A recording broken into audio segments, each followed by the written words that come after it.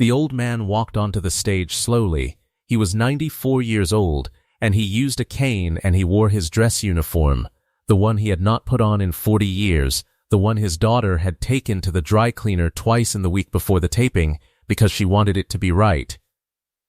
The medals were still where they had always been.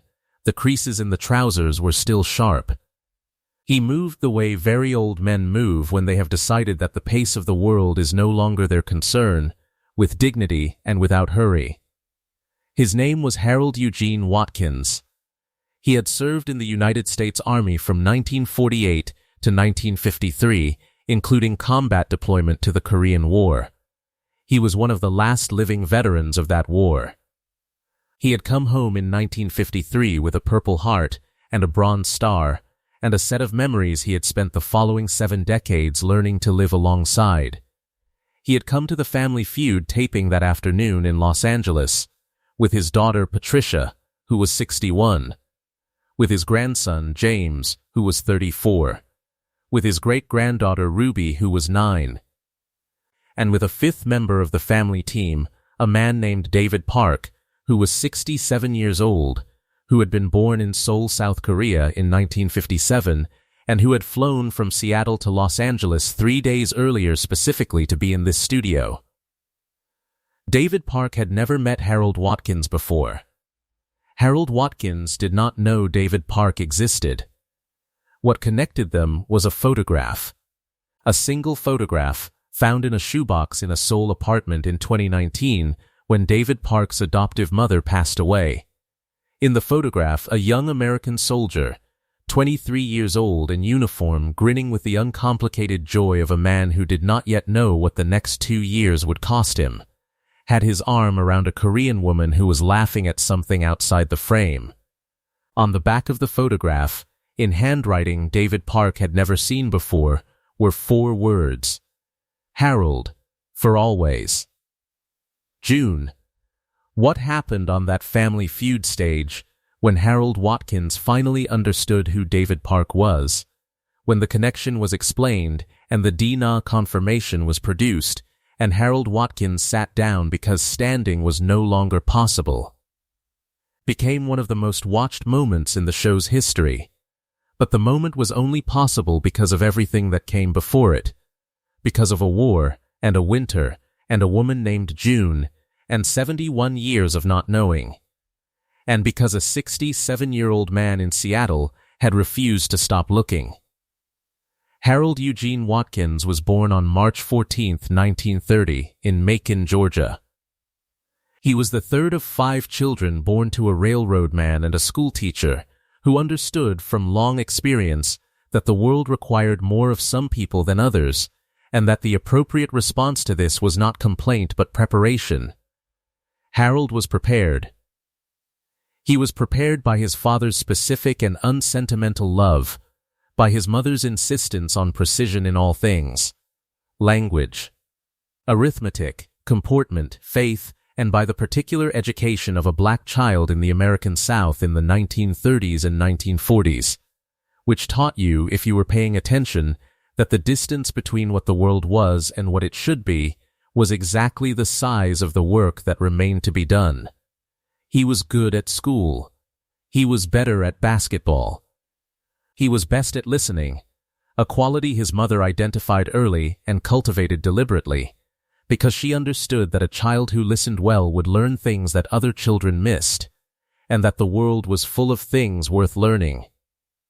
He enlisted in the Army in 1948 at 18 years old, because his options were limited and the Army was offering something his hometown was not: a wage, a structure, and the possibility of advancement based on performance rather than the color of his face. He went to basic training at Fort Bragg, North Carolina. He was assigned to the 24th Infantry Regiment, one of the Buffalo Soldier units, the all-black regiments that had fought in every American war since the Civil War and that the Army would desegregate, under President Truman's executive order, in 1948. Harold arrived just as desegregation was being implemented, in the complicated and uneven way that institutional change is always implemented, with formal policy often ahead of practical reality. He was a good soldier. He followed orders with the precision his mother had instilled, and he applied his listening to the understanding of military situations, the terrain, the mood of the unit, the things the officers said and the things they did not say, but that were visible in how they held their bodies when the intelligence came in. He was promoted to corporal before his unit shipped to Korea in the summer of 1950. The Korean War was nothing that the word war adequately contained. Harold had been in training for conflict in the abstract sense. He had not been prepared for the specific particular reality of the Pusan perimeter, the desperate defensive line that United Nations forces established in the summer of 1950 as the North Korean army pushed south. The line that had to hold because if it did not hold there was nowhere else to hold. He fought in that line. He watched men die beside him in the particular and irrevocable way that men die in combat, suddenly, completely, with no transition period between being there and not being there. He learned, in those months, things about himself that he could not have learned any other way. That he could hold, that he could keep moving when moving seemed impossible, that the discipline his mother had instilled and the training the army had added together produced something that functioned under pressure that would have broken a person made of less. He was promoted to corporal. He was promoted to sergeant. He was placed in positions of responsibility because his commanding officers observed that he was reliable under conditions where reliability was rare, and that the men around him responded to his steadiness the way frightened people respond to steadiness when they find it. He was wounded in February 1951. A mortar round landed close, not close enough to kill him, but close enough to fill his left side with shrapnel that had to be removed piece by piece over the following weeks. He was conscious when they brought him in. He remembered the cold. The Korean winter was a cold unlike anything from his Georgia or Chicago experience, a cold that was not just low temperature but something more hostile than that, something that seemed to have intention. The medical facility near Busan was overwhelmed. Everything in Korea was overwhelmed in the winter of 1951.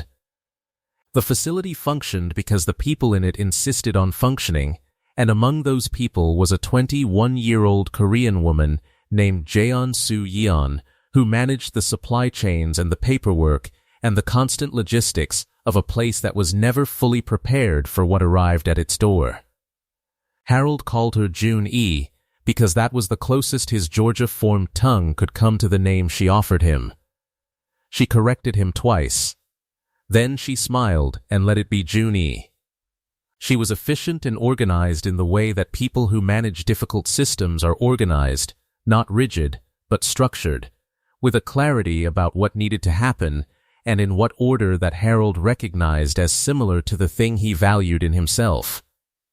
She was also funny in the specific way of a person who finds absurdity in difficult circumstances rather than only despair, which is a form of intelligence that Harold had always admired. They talked during his recovery in the limited common ground of English words she knew and the Korean words he learned from her. She taught him to count in Korean. He taught her baseball statistics, which she found completely baffling and therefore fascinating. He went back to his unit in March 1951. He did not know what to say when he left. He was a 23-year-old man from Macon, Georgia, in a country whose language he did not speak, at the end of 6 weeks that had been unlike anything in his life before or after. He held her hands. He said he would write. He did not have an address to write to. He did not write. He carried her, though. He carried her in the way you carry something that was real and good, and that you had to leave without closure, not with obsession, but with a specific awareness of what it had been. Every February, reliably, he thought about Busan. He thought about June-e. He grew older, and the thought changed in texture, but not in presence. He did not know she had been pregnant when he left. He did not know for 71 years. He did not know until Patricia sat down across from him with David Park's letter in her hand. David Park was born on July 3, 1957, in Seoul, South Korea. His birth mother's name, he would learn much later, was Jeon-soo Yeon. He did not know this for the first 40 years of his life. He was adopted at 10 months old by a Korean-American couple, Dr. James Park, a cardiologist, and his wife Margaret, a music teacher, who had emigrated from South Korea to Seattle in the early 1950s, and who had built a life in the Pacific Northwest that was, by the time David arrived, settled and loving and oriented toward the particular ambitions that Dr. and Mrs. Park held for the child they had been unable to have biologically. David Park grew up in Seattle. He was a quiet child, serious in the way that adopted children sometimes are serious, attentive to the family he had been placed in, aware in some preconscious way that belonging required a form of attention that biological children did not always need to apply. He was not unhappy. His parents were kind and engaged and gave him every reasonable thing. He simply understood from early on that there was a question underneath the ordinary life he was living, and that the question did not have an answer yet. He became an engineer.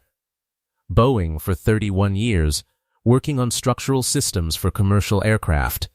He married a woman named Susan, who was a librarian and who had, from the beginning of their relationship, understood that her husband was a man carrying something he had not yet been able to put down. She had not asked him to put it down. She had simply been present while he carried it, which was the most useful thing she could have done. He had 2 children, a son, Michael, and a daughter, Karen. He had been a good father in the methodical and present way of a man who understood, from his own history, what it meant to not know where you came from, and who had decided that his children would always know exactly where they stood. He had tried to find his birth mother twice before the shoebox. The first time was in 1989, when he was 32. He hired a researcher who specialized in Korean adoption cases. The researcher found records indicating his birth mother's name, Jeon-soo Yeon, but no living address. The trail went cold in the late 1970s. The second time was in 2008, after his adoptive father died. He hired a different researcher, this time with better digital tools available. The researcher found a record of a woman named Jeon-soo Yeon, who had died in Seoul in 1994. She was survived, according to the record, by no immediate family. The trail had not just gone cold, it had ended. David Park buried the question. Not threw it away, buried it. The way you bury something that you understand is permanent. He was 51 years old and his birth mother was gone, and there was nothing left to find. He told Susan. She held his hand. They went to dinner and he ordered his usual, and they talked about the children, and he did not mention it again for 11 years. In 2019, his adoptive mother Margaret passed away at 88. She had been living in assisted care for 3 years, her mind having gone before her body, and her death was expected and gentle and still terrible in the way that losing a mother is terrible regardless of preparation. David and his sister, also adopted, though not biologically related to David, handled the estate. They cleaned out Margaret's apartment. It took 4 days. On the 3rd day, in the back of a closet, David found a shoebox that had his name written on it in his mother's handwriting. Inside the shoebox was a collection of documents. Some of them David recognized: adoption papers, his original Korean birth record with his birth name typed in faded ink, photographs of him as a baby that he had never seen. Some of them he did not recognize. At the bottom of the box was a sealed envelope. Also in Margaret's handwriting, on the outside, David, when you are ready. I am sorry I didn't give this to you sooner. I was afraid. Mom. He opened it. Inside was a letter. 4 pages, handwritten, dated 2001, 8 years before Margaret's mind began to go, when she had still been fully herself. In the letter, she explained what she had not told him. That when they had collected David from the adoption agency in Seoul in 1958, the agency had given them a sealed packet of materials from the birth mother. That the agency had explained that the birth mother wished to include something for the child when he is old enough to understand. That Margaret had put the packet away, intending to give it to David at the right time. That the right time had kept not arriving. That she had told herself he was too young, and then that he was happy and she didn't want to disrupt that happiness, and then that it was too late, and then that she was afraid. Afraid of what the information might do to the family she had built. Afraid of what David might feel toward her for having kept it so long. She had written the letter in 2001 because she had realized at 70 years old that she was going to die with this, and she could not do that to her son. Then she had put the letter in the shoebox with his name on it, and put the shoebox in the back of a closet, and died at 88 with her mind gone, never having given it to him. Inside the sealed packet from the adoption agency were 3 items. A letter from Jeon-soo Yeon written in Korean, which David had translated. In it, she described her situation, alone, without family support, unable to provide for the child. She described her son as healthy and beautiful and deserving of more than she could give. She said she hoped he would have a good life. She did not mention the father. A small piece of fabric, a square of blue-gray wool, cut from what appeared to be an American military uniform. And a photograph.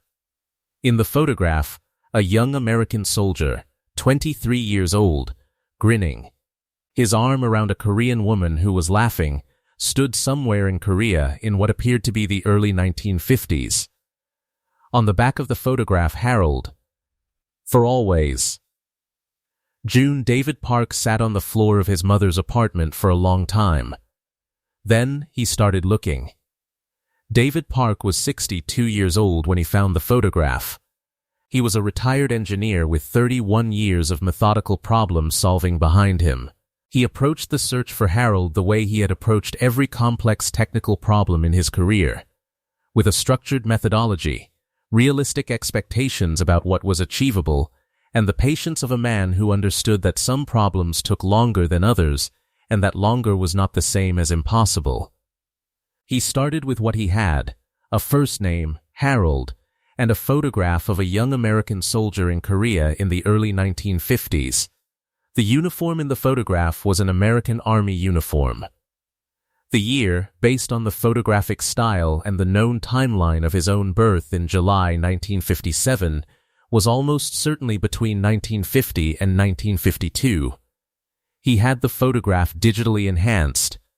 He had a historian who specialized in Korean War military history look at the uniform details, the insignia, the unit patches, the way the uniform was configured, and narrow down which unit the soldier was likely from.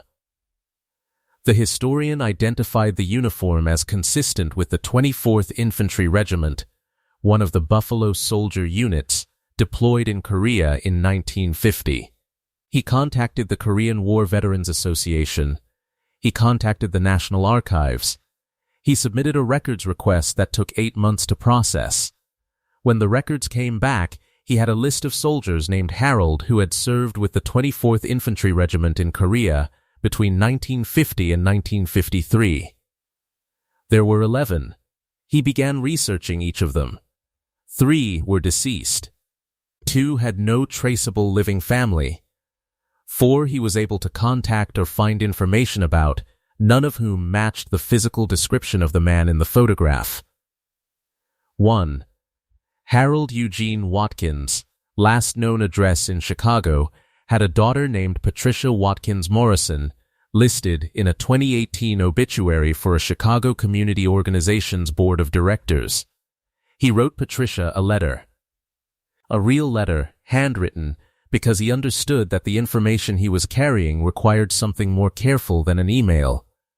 He explained who he was. He explained the photograph. He explained what he believed about the connection between his birth mother and her father. He enclosed a copy of the photograph. He said he understood if she did not want to respond. Patricia Watkins Morrison read the letter 3 times. Then she drove to her father's apartment. Harold was 91 by then, sharp in mind and slower in body, living independently in a senior apartment in Chicago's South Side, and she sat down across from him and she said, "Daddy, I need to show you something." Harold looked at the photograph for a long time. He looked at it for a very long time. Then he said, "That's me. That's me in Busan. That's Junie." He had always called her that, Junie, his American approximation of Jun, the name she had told him to call her. "Where did you get this?" Patricia told him about David Park's letter. Harold was quiet for a long time after that. Not the quiet of a man who was confused. The quiet of a man who was doing arithmetic with his life, running the numbers backward and arriving at a number he had not known was there. He asked 2 questions. The first was, "Is she alive?" Patricia told him about the death record from 1994. He nodded. He was silent for a moment. Then he asked the second question, "Is the boy all right?" Patricia said, "He's 62. He's retired. He has a family."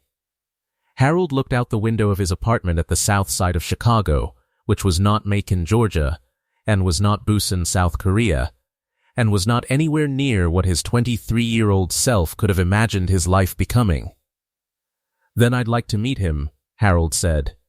DNA testing confirmed the biological relationship 4 months later. The match was definitive. Harold Eugene Watkins and David Park shared the specific genetic markers of a father and son. Harold was 91 years old when he learned he had another child. David Park was 62 when he learned who his father was. They spoke on the phone for the first time on a Tuesday evening in January 2022. The call lasted 2 hours and 40 minutes. Patricia sat in the room with her father and listened.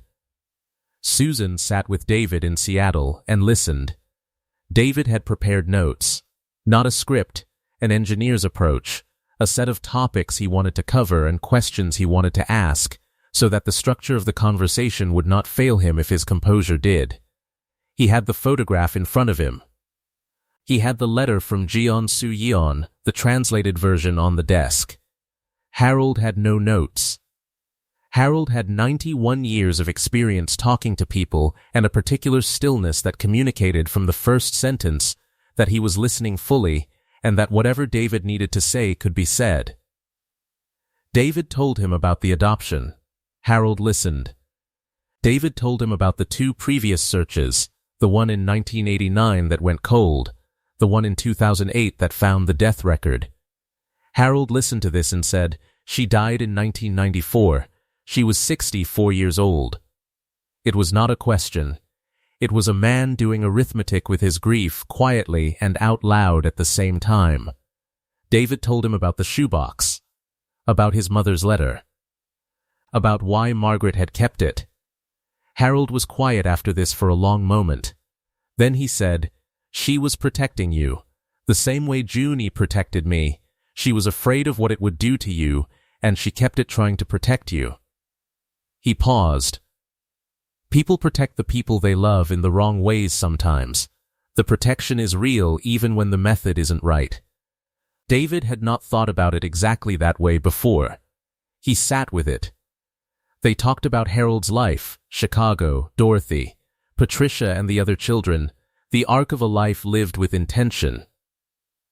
Harold talked about his history teaching, which he had done for a while at a community college after he left the army and before he found his way into a different kind of work. He said he had always believed that history was the thing that explained where you were, that you could not understand your present without understanding the chain of events that had produced it. David said, "That's why I needed to find you. I couldn't understand the chain." Harold was quiet for a moment. Then he said, "Well, now you have more of it." David asked him about Korea. Harold was quiet for longer after this. Then he said a few things, not many, but specific. He described the ward. He described the cold. He described Junie's laugh and the way the ward sounded when she was in it. He said, "She deserved more than what the world gave her. I hope she had good years. I hope the years she had were good ones." David told him that he did not know, that the records were sparse and the information was limited, that all he knew was a birth record, an employment history, and a death certificate.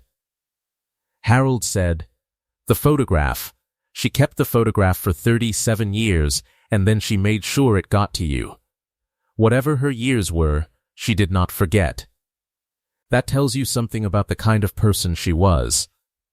What they said to each other in the remaining time was private, but afterward Harold told Patricia one thing. "He sounds like me," Harold said.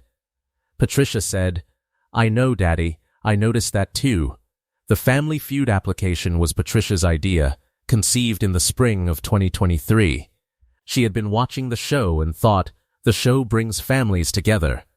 This is a family that needs to be together in a room.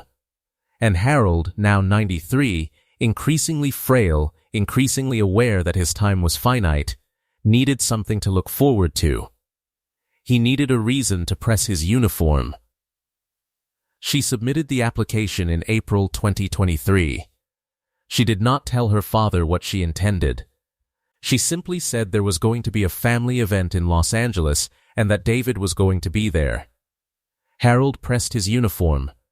The Family Feud producers had been briefed before the taping. Not fully briefed, the full scope of Harold and David's story had not been shared with Steve Harvey in advance, because Patricia had asked that it be allowed to happen on camera, naturally, without the staging that advance knowledge sometimes produced. Steve had been told, 94-year-old Korean War veteran, reunited family, something meaningful. He had been told to follow the story where it went. He did not know, when Harold walked onto the stage in his dress uniform, what he was about to witness. The taping began in the usual way. Steve introduced both families, the Watkins team and the competing family, the Hendersons from Dallas. He shook Harold's hand and looked at him for a moment in the specific way Steve looks at people when he is reading something real. "Sir," Steve said. "That uniform, Korean War," Harold said simply. "How long did you serve?" 5 years. 2 in Korea." "Purple Heart?" Harold touched the medal on his chest. February 1951. Steve Harvey looked at Harold Watkins, 94 years old, still standing, dress uniform, Purple Heart on his chest, and he did the thing he always did when something real was in front of him.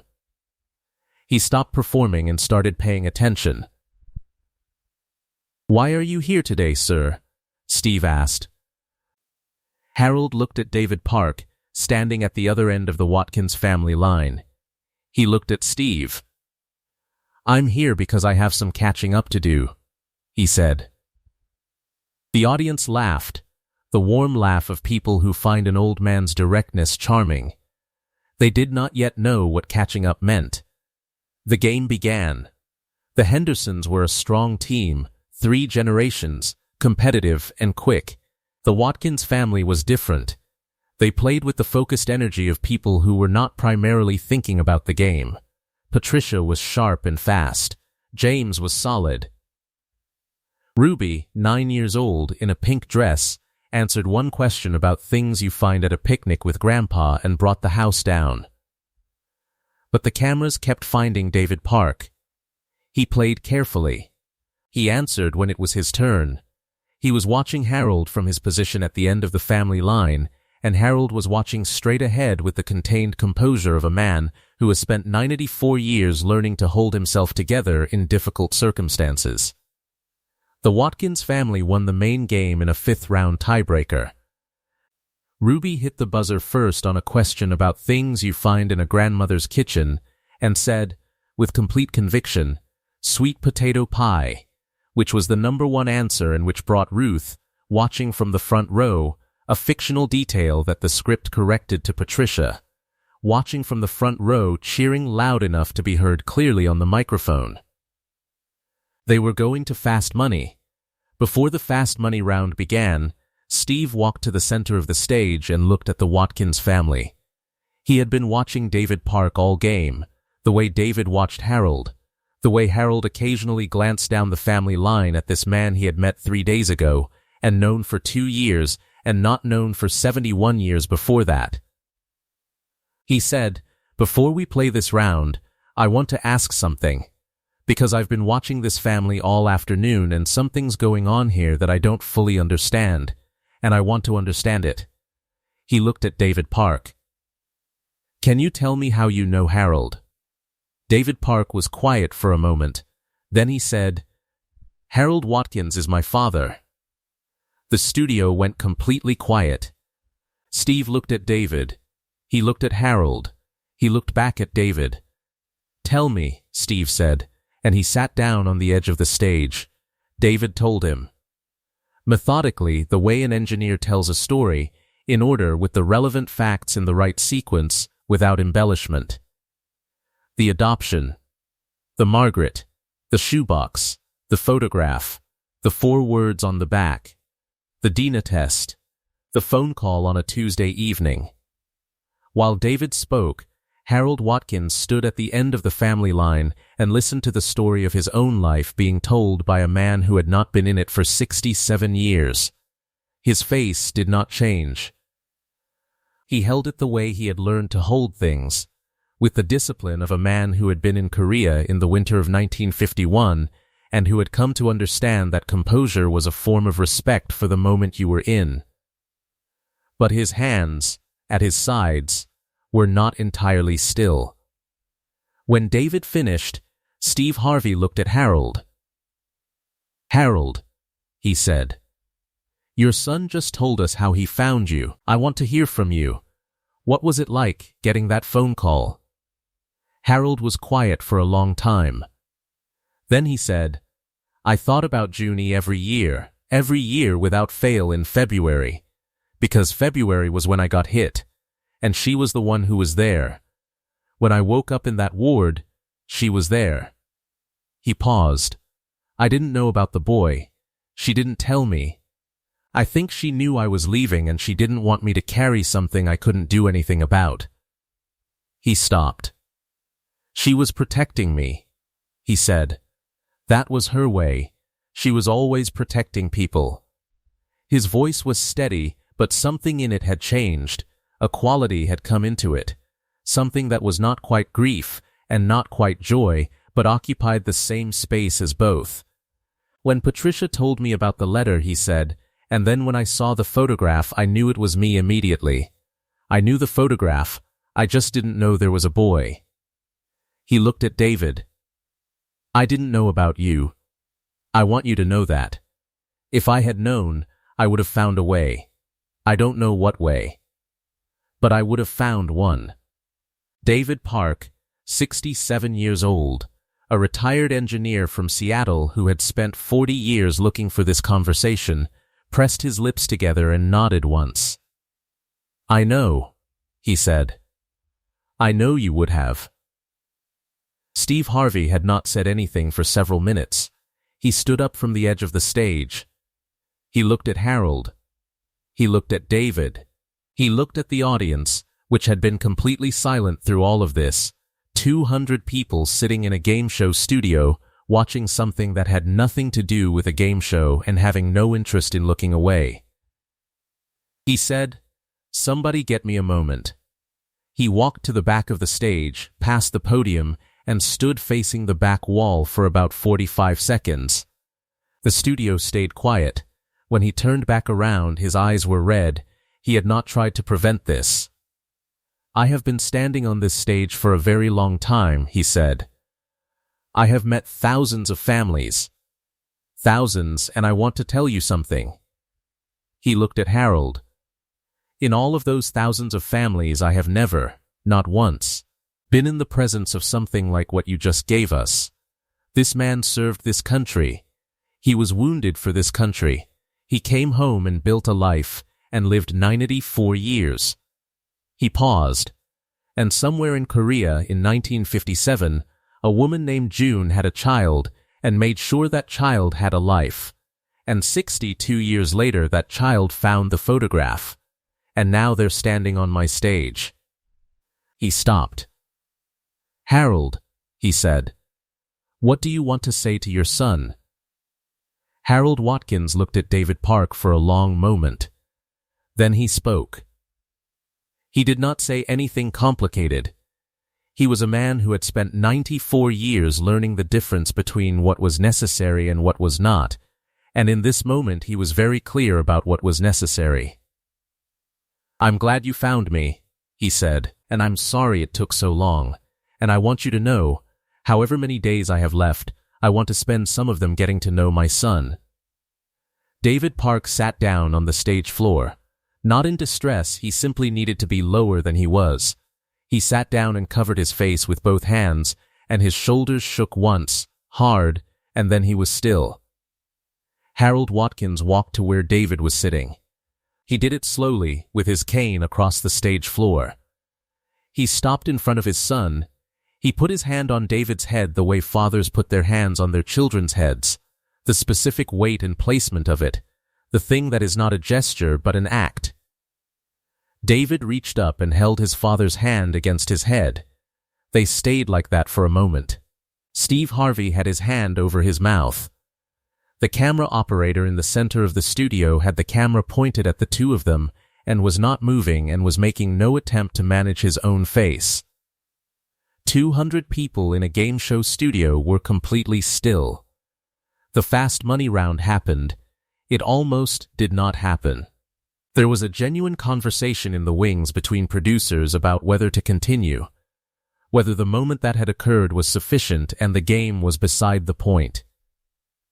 The consensus that emerged, quickly and without much debate, was that Harold had come here to play, and Harold should play. Harold had dressed for this. Harold had flown to Los Angeles. Harold had pressed his uniform. Harold played. Patricia went first. She answered her 5 questions in 24 seconds with the focused precision of a woman who had been preparing for this and who was not going to let the afternoon's emotion prevent her from doing what her father had come here to do. She scored 98 points. They needed 102 more. Harold stepped up to the podium. He was 94 years old. He moved slowly. He stood at the podium and adjusted his grip on the cane and looked at Steve Harvey across the top of the podium with the expression of a man who has decided to do something and is doing it. "Ready?" Steve asked. "I have been ready," Harold said, "since 1948. The audience laughed, the real laugh, the kind that comes when something is both funny and true, and the funny and the true land at exactly the same moment. Steve started the clock. Question 1. Name something people keep in their wallet. Money, Harold said. Number 1 answer, 26 points. Question 2. Name a sport played in the Olympics. Track, Harold said. Number 2 answer, 20 points. Question 3. Name something people do every morning before work. Drink coffee, Harold said. Number 1 answer, 34 points. The studio was building, the particular excitement of an audience watching a very old man answer game show questions correctly, which is exciting both because of the answers and because of who is giving them. Question 4. Name something you find in a soldier's pack. Harold did not hesitate. Photograph of someone you love, he said. The audience went completely quiet. Steve Harvey looked at Harold. Harold looked at the board. The survey revealed the answer not number 1 but on the board. 14 points. 192 points total. 1 question left. They needed 8 points. Question 5. Name something that makes a man cry. Harold Watkins stood at the podium for a moment. He looked at David Park, standing at the side of the stage. He looked at Steve Harvey. He said, "Finding out you have a son." The board hesitated, that television second where everything waits, and then it lit up. Number 1 answer, 22 points. Total, 214 points. The highest fast money score of the season. The studio erupted. Patricia was crying and clapping at the same time. James lifted Ruby off the ground. David Park stood at the side of the stage with both hands pressed against his face and his chest heaving with something that was not quite crying because he was trying very hard to manage it and not entirely succeeding. Steve Harvey was not managing anything. He stood at the podium with his hand over his chest and his eyes completely full, and he let it be what it was. A man on a television stage who has just witnessed something real and has no interest in pretending otherwise. "Harold," he said. His voice was not entirely steady. "You just won $20,000. Harold looked at the board. He looked at Patricia. He looked at David. "Well," he said, "I already won something today. That's just extra." The episode aired 6 weeks later. Within 48 hours, the clip of Harold's answer to the last question, finding out you have a son, had been viewed 29 million times. Within a week, it was 51 million. Within the month, it was closing on 80 million, and the rate of sharing had not slowed the way viral moments usually slow. Because this one was not being shared as entertainment, it was being shared as evidence. Evidence of something people needed to believe was true about the world. The response was not the usual internet response. It was longer, more personal, more specific. Adoptees wrote, veterans wrote, Korean War veterans wrote, a community that was small and aging and accustomed to being largely invisible to public attention, who had watched the clip and who recognized Harold's bearing, his uniform, the specific composure of a man who had learned to hold himself together in places where falling apart was not survivable. A Korean War veteran named Thomas, 89 years old and living in Phoenix, wrote to the show, "I served with men who never came home. I served with men who came home changed. Harold Watkins is not changed. He is exactly what a soldier should be at 94, still standing, still present, still able to feel something when something real happens in front of him. I am proud to have served in the same war as this man." Children of Korean War veterans wrote. Some of them wrote about fathers who had never spoken about the war, who had come home in 1953 and put it in a box and lived their lives around the box rather than with it. Watching Harold had given some of them, they said, the courage to ask the questions they had never asked. 3 separate people wrote that they had had conversations with their fathers in their 90s, living in care facilities, minds still sharp, that they had been putting off for years, and that the conversations had happened because of Harold. The Korean government's Ministry of Veterans Affairs reached out to David Park. They had records related to Jeon Soo-yeon, not many, but some. A military hospital employment record from 1950 to 1953. A death certificate from 1994 listing the cause of death as heart failure. A notation in the record made by someone in the 1960s that was simply the word son and a date that corresponded with David's birth. She had registered him. She had registered that she had a son. She had not, apparently, ever told anyone. But she had written it down. David had that record framed. He hung it in his study in Seattle, next to the photograph, the original, which Harold had looked at and wept over quietly and then asked David if he could keep a copy. David had the original digitally scanned and had a high-quality print made for Harold and kept the original himself. Harold and David began meeting regularly.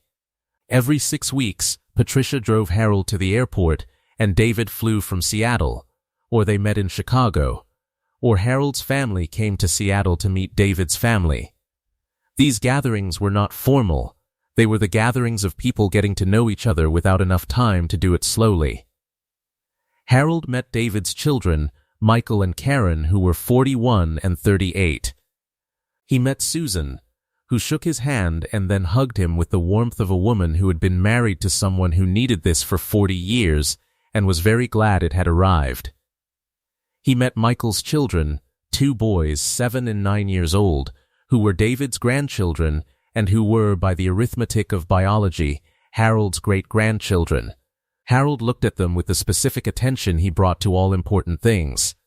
He asked them their names. He asked them what they were good at. The 7-year-old said soccer. The 9-year-old said math. Harold nodded. "Math is important," he said. "You can learn almost anything from the numbers if you know how to read them. The 9-year-old regarded him with the serious consideration that children give to statements they suspect are more significant than they appear. Harold sat at David's kitchen table in Seattle and drank his coffee and looked at the photographs on the walls. David's family, the decades, the life that had been built without Harold in it, and that Harold was now entering from the side.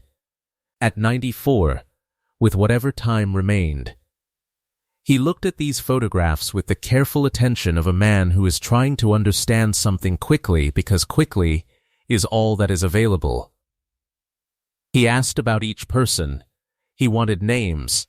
He wanted to know who each person was, not just their relationship to David, but who they were, what they did, what they were like.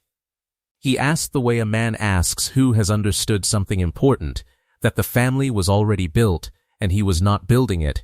He was joining it, and joining required knowing the people who were already there. David answered every question. He had been waiting a long time to have someone to answer them to. On Harold's last night in Seattle, they sat on David's back porch in the evening.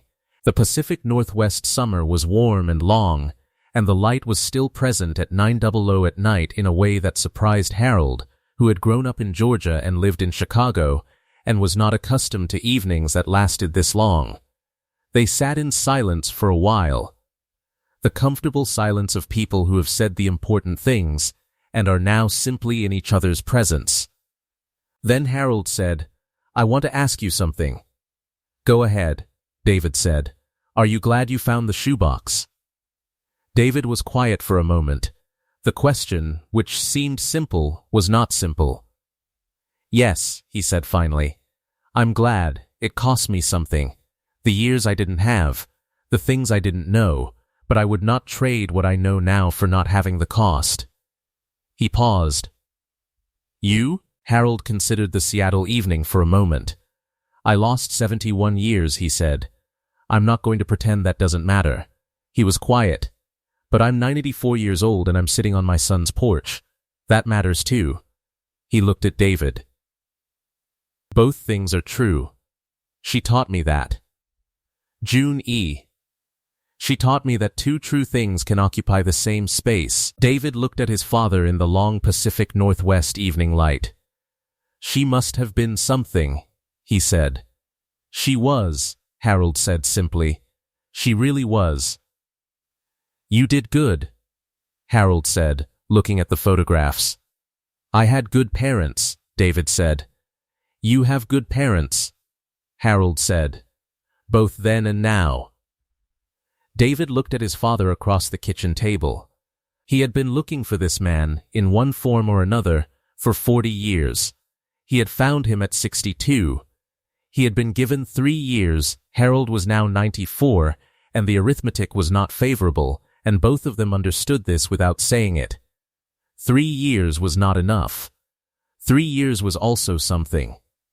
Steve Harvey spoke about the taping in a lengthy interview several months later.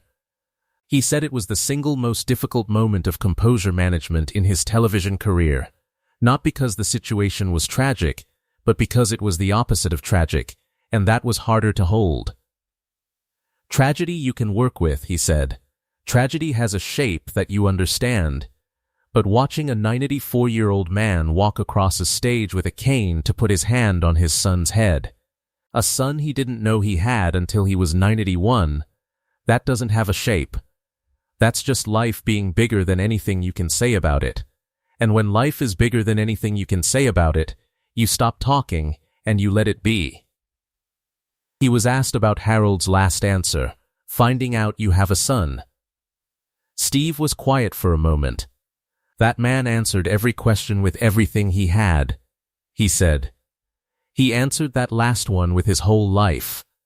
You can't prepare for that. You can't produce that. You can only be grateful that you were in the room when it happened." In January 2025, Harold Eugene Watkins passed away peacefully at his apartment in Chicago. He was 95 years old. His daughter Patricia was with him. His grandson James was there. His great-granddaughter Ruby was there. David Park flew from Seattle the day before and was there. The obituary, written by Patricia with David's input, described Harold as a soldier, a husband, a father, a grandfather, and a great-grandfather. It listed his service in the Korean War. It listed his medals. It listed the names of everyone who survived him. David's name was first. At the memorial service in Chicago, David Parks stood at the lectern and spoke about his father. He spoke about the man he had known for 3 years, the same man his family had known for decades, but new to David, seen from a different angle, understood in a different light. "I spent 40 years looking for where I came from," David said. "I found a soldier. I found a man who served his country and built a family and lived 94 years with integrity and with love. I found a man who, when he was told at 91 that he had another child, said, 'I would have found a way. I don't know what way. But I would have found one.'" He paused. "That is the answer to every question I ever had about myself," he said. "He would have found a way. That's where I come from. That's who made me." Ruby in the front row was holding a photograph, a copy of the one from the shoebox, the one of a 23-year-old soldier with his arm around a Korean woman who was laughing. She held it carefully, with both hands, the way children hold things they understand are important. Harold Eugene Watkins served his country. He loved a woman in a difficult time and did not know she gave him a son. He lived 94 years and learned at the end of them that the world had been fuller than he knew. David Park looked for his father for 40 years and found him at 62 and had him for 3. 3 years was not enough. 3 years was everything.